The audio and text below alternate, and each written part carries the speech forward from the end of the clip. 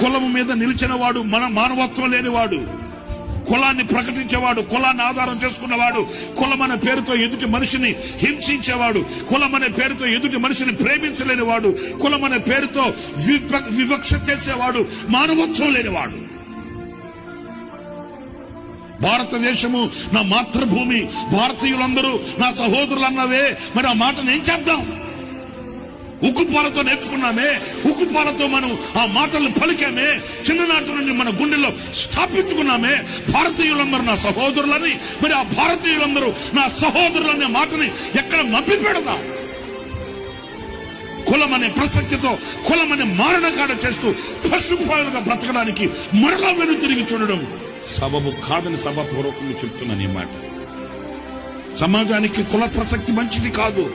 ఒక దగ్గర అయితే రక్తం కావాలని పరిగెత్తుతావే, అప్పుడు అడుగుతావా ఏ కొలస్తుంది రక్తం ఇదని?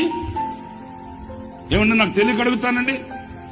బ్లడ్ బ్యాంక్కి వెళ్ళి అయ్యా నాకు ఓ పాజిటివ్ కావాలయ్యా, ఈ పాజిటివ్ కావాలయ్యా, ఏబిసిడి పాజిటివ్ కావాలయ్యా అంటావే, అప్పుడు అడుగుతావా ఏ కొలస్తుంది రక్తం ఇదని?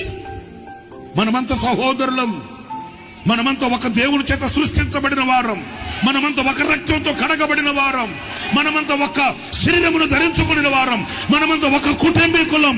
కులం అనే పేరుతో వివక్ష, కులం అనే పేరుతో మారణ